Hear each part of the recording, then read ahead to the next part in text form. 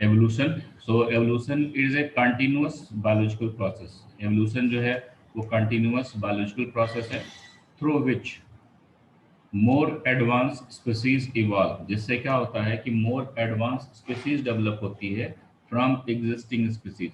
जो species exist कर रही है उस एग्जिस्टिंग स्पीसीज से भी एडवांस स्पीसीज डेवलप हो जाती है और उसको एवोल्यूशन बोलते हैं। और ये एक कंटिन्यूअस प्रोसेस है। ये जो प्रोसेस होगा वो क्या रहेगा यहाँ पर, ये कंटिन्यूअस प्रोसेस होगा यहाँ पर। और हम लोग लगातार लगातार इवॉल्व हो रहे हैं, हम लोग का लगातार एवोल्यूशन हो रहा है। कि अगर हमारे एंसेस्टर देखे जाएं तो उनका बॉडी स्ट्रक्चर, शेप, उनकी जो लाइफस्टाइल थी वो अलग थी, और आजकल का ह्यूमन बीइंग जो है उसकी लाइफस्टाइल, स्ट्रक्चर, बॉडी सब कुछ अलग है। तो ये कंटिन्यूस प्रोसेस लगातार चलता रहता है। और जो यहाँ पर स्पीसीज एग्जिस्ट कर रही है उससे ज़्यादा मोर एडवांस स्पीसीज डेवलप हो जाती है। हम लोगों के बाद आने वाले टाइम में और भी ज़्यादा यहाँ पर जो ह्यूमन बीइंग होगा वो इवॉल्व हो जाएगा, उसमें और भी ज़्यादा चेंजेस आ जाएंगे। तो ये जो प्रोसेस है उसको एवोल्यूशन बोलते हैं। और इसी एवोल्यूशन की वजह से जो हमारा अर्थ है उसके ऊपर बहुत सारी स्पीसीज मिलती हैं, बहुत सारे प्लांट्स मिलते हैं। ओके, तो इस टॉपिक में हम लोग पढ़ेंगे यहाँ पर कि जो हमारी अर्थ है, ओरिजिन ऑफ यूनिवर्स, इसमें जो हम लोग टॉपिक पढ़ेंगे वो क्या रहेगा। फर्स्ट जो हम पढ़ेंगे यहाँ पर, that is origin of universe. Origin of universe, इसके अलावा अर्थ, यहाँ पर अर्थ का कैसे ओरिजिन हुआ, एंड सोलर सिस्टम, कि हमारा जो सोलर सिस्टम है वहाँ पर उसकी ओरिजिन कैसे हुई। तो ये सारी चीज़ें हम लोग इसमें पढ़ेंगे फर्स्ट। सेकंड हम लोग का जो टॉपिक आएगा इसमें, origin of life. Origin of life, कि लाइफ किस तरह से डेवलप हुई, और इससे रिलेटेड थ्योरी है यहाँ पर कि ओरिजिन ऑफ लाइफ, की अर्थ के ऊपर लाइफ किस तरह से डेवलप हुई। तो इससे रिलेटेड यहाँ पर थ्योरीज हैं, तो वो थ्योरीज हम पढ़ेंगे। ओके, यहाँ पर कि ओरिजिन ऑफ लाइफ और इससे रिलेटेड दो थ्योरी हैं यहाँ पर।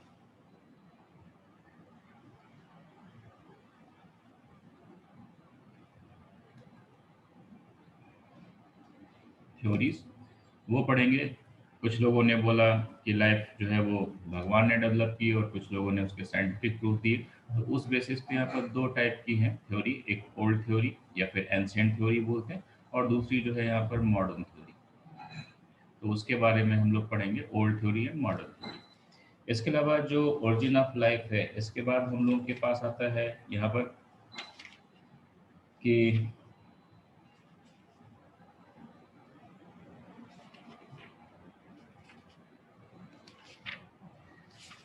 सपोर्ट, कि जो लाइफ ओरिजिनेट हुई उसको यहाँ पर सपोर्ट किया, जो साइंटिस्ट थे उन्होंने उसको यहाँ पर सपोर्ट किया।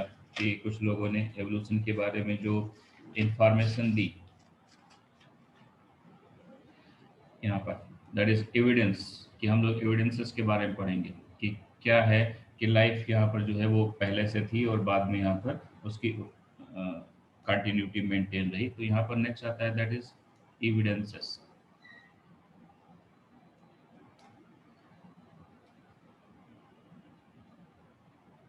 एविडेंस फॉर एवोल्यूशन, कि एवोल्यूशन के लिए यहाँ पर हमारे पास क्या क्या एविडेंस है, ये हम यहाँ पर स्टडी करेंगे। इसमें हमारे पास बहुत सारे यहाँ पर एविडेंस हैं, एनाटॉमी के बेसिस पे, पैलेंटोलॉजी के बेसिस पे। तो वो सब हम लोग जो पढ़ेंगे एविडेंसेस, तो उसमें हम पूरा डिटेल में आपको वहाँ पर देंगे। ओके, इसके अलावा थ्योरीज आती हैं, कि ये तो एविडेंसेस हो गए। इसके बाद मिलेंगी थ्योरीज ऑफ एवोल्यूशन यहाँ पर, कि आपको थ्योरीज मिलेंगी कि बहुत सारे साइंटिस्ट हुए, उन्होंने अपनी थ्योरी दी कि एक्चुअली एवोल्यूशन किस तरह से हुआ। ये जो थ्योरी है वो ओरिजिन ऑफ लाइफ को लेके है। और यहाँ पर जो थ्योरीज है यहाँ पर, इस थ्योरीज ऑफ एवोल्यूशन, एवोल्यूशन किस तरह से हुआ तो उसके बारे में यहाँ पर थ्योरीज हैं। तो यहाँ पर अलग अलग साइंटिस्ट हैं, जैसे फर्स्ट साइंटिस्ट इसमें लेमार्क है।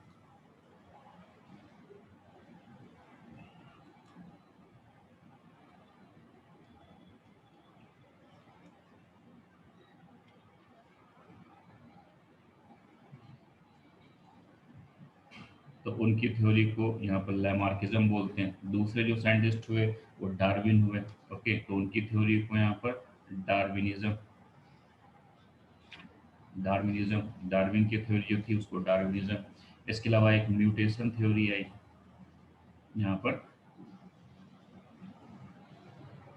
म्यूटेशन थ्योरी आई जिसको ह्यूगो डे व्रीज ने दिया यहाँ पर, तो वो हम लोग पढ़ेंगे यहाँ पर, म्यूटेशन थ्योरी नेक्स्ट। और इसके अलावा यहाँ पर मॉडर्न थ्योरी भी आई। ओके, यहाँ पर जो है मॉडर्न थ्योरी आई जो अभी तक एक्सेप्टेड है यहाँ पर, कि modern theory of evolution. Last में यहाँ पर मॉडर्न थ्योरी। तो इस तरह से जो थ्योरीज हैं उनके बारे में हम लोग यहाँ पर स्टडी करेंगे, ये जो थ्योरीज हैं वो यहाँ पर किस तरह से करती हैं। तो ये सारा हम लोग का जो रहेगा स्टडी रहेगा कि इसमें। और इसके अलावा यहाँ पर अलग अलग कुछ यहाँ पर साइंटिस्ट हैं जिन्होंने वर्क किया। जैसे यहाँ पर आपको हार्डे विंगवर्थ प्रिंसिपल पढ़ना है, दैट इज हार्डे विंगवर्थ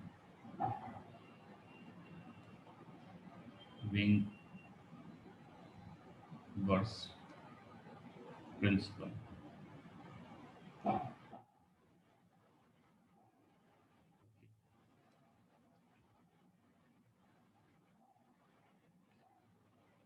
ये भी एक हमें पढ़ना पड़ेगा यहाँ पर कि हार्डे विंगवर्थ ने एक्चुअली क्या बताया था। इसके अलावा हमें यहाँ पर क्या है कि जो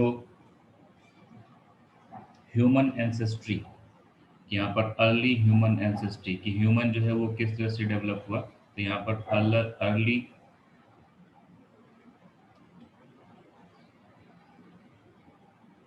अर्ली ह्यूमन एंसेस्ट्री।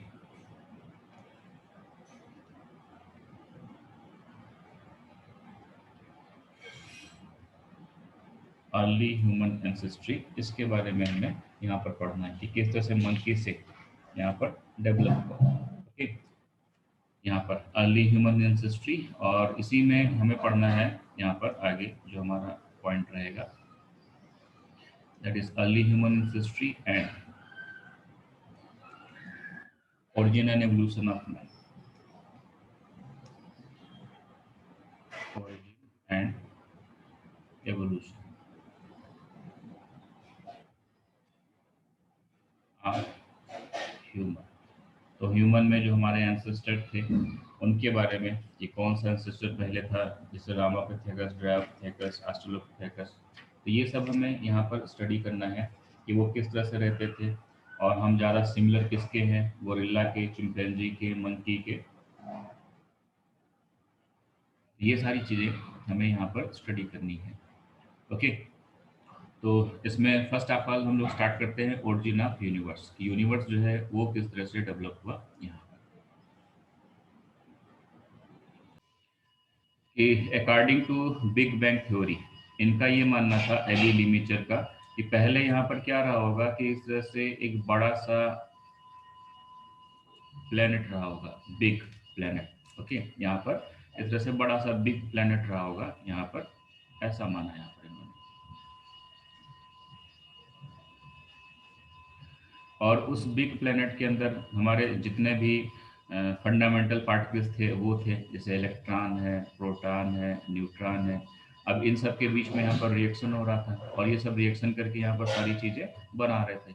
और जो रिएक्शन था वो यहाँ पर एक्सोथर्मिक रिएक्शन था, जिससे लगातार क्या हो रही थी कि इनके रिएक्शन से आपने पढ़ा होगा कि जब रिएक्शन होता है तो रिएक्शन से क्या होता है, हीट जनरेट होती, यहाँ पर वो एनर्जी लगातार यहाँ पर क्या हो रही थी, क्रिएट हो रही थी। और वो एनर्जी इसी प्लेनेट के अंदर, जो बिग प्लेनेट था इसके अंदर स्टोर होती जा रही थी कि जो प्लेनेट है उसमें क्या हो रही कि एनर्जी जो है इसमें स्टोर हो रही है। यहाँ पर धीरे धीरे इसका टेम्परेचर बढ़ता गया यहाँ पर, और ये टेम्परेचर जो बढ़ता गया उसको बढ़ने में काफ़ी साल लगे, मिलियन ईयर्स लग गए होंगे यहाँ पर। और इस तरह से एक दिन ऐसा आया कि इसकी एनर्जी बहुत ज़्यादा हो गई, तो इसमें सडनली क्या हो गया कि लाउड नॉइस के साथ, लाउड साउंड के साथ धमाका हुआ और इसके छोटे छोटे टुकड़े हो गए यहाँ पर। ओके, ये जो है वो छोटे छोटे पीसेस में ब्रेक हो गया। यहाँ पर इस तरह से क्या हुआ कि छोटे छोटे इसके पीसेस जो थे वो यहाँ पर ब्रेक हो गए, यहाँ पर ये इस तरह से यहाँ पर ब्रेक हो गए।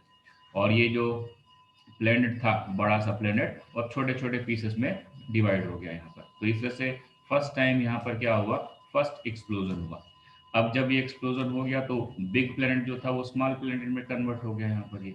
ओके, अब उसके बाद क्या हुआ कि इनमें भी वही रिएक्शन स्टार्ट हो गया, क्योंकि यहाँ पर भी इलेक्ट्रॉन है, प्रोटॉन है, न्यूट्रॉन है, बाकी चीजें हैं, तो यहाँ पर भी वही प्रोसेस चलता था इसके अंदर यहाँ पर ये। ओके, अब इनके अंदर यहाँ पर क्या हुआ कि इनके अंदर भी एक्सप्लोजन हुआ, कि एक टाइम के बाद इनमें भी एक्सप्लोजन हुआ। तो यहाँ पर जब एक्सप्लोजन हुआ तो इनसे भी यहाँ पर छोटे छोटे प्लेनेट बनते गए। तो ऐसे यहाँ पर यह प्रोसेस स्टार्ट हो गया कि जो हमारा यूनिवर्स है उसकी जो बिगिनिंग है या उसका जो फॉर्मेशन है वो यहाँ पर एक्सप्लोसिव है, कि उसका एक्सप्लोजन हुआ, कि जो हमारा यूनिवर्स था उसका जो फॉर्मेशन हुआ, तो यहाँ पर दैट इज एक्सप्लोसिव बिगनिंग है वही, और उससे बहुत सारे छोटे छोटे प्लेनेट बनते गए।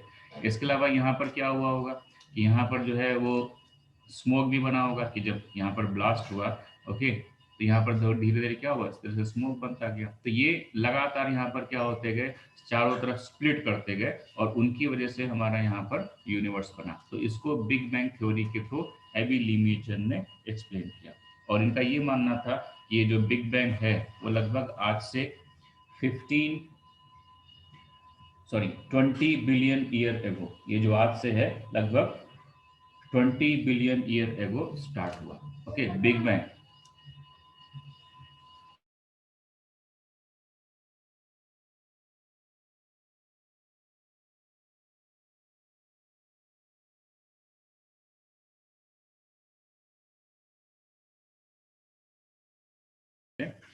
यहाँ पर जो बिग बैंग थ्योरी है, एबी लिमिचन ने जो प्रपोज की, उन्होंने ये बताया कि ये जो प्रोसेस है वो 20 बिलियन ईयर एगो स्टार्ट हुआ, और बिलियन ईयर एगो को शॉर्ट फॉर्म में BYA लिखेंगे।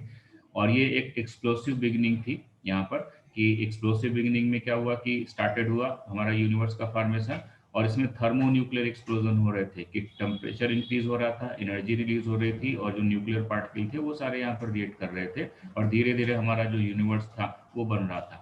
और उसी यूनिवर्स में धीरे धीरे गैलेक्सी बन गई। तो हम लोग की जो गैलेक्सी है that is milky way Galaxy है। ओके, फॉर अर्थ, की जहाँ पर अर्थ आती है, कि जहाँ पर हमारी अर्थ आती है उस अर्थ में मिल्की वे गैलेक्सी है। और ये प्रोसेस जो है कंटिन्यू रहा, it is continue 15 billion year ago, कि यहाँ पर लगभग 15 साल तक, 15 बिलियन ईयर तक ये क्या रहा, प्रोसेस कंटिन्यू रहा, और हमारा यूनिवर्स बनता गया। अब उसके बाद जब यूनिवर्स बन गया तो उसके बाद फिर हमारा सोलर सिस्टम बना। तो सोलर सिस्टम के लिए यहाँ पर जो है वो एक अलग हाइपोथेसिस है यहाँ पर। ओके,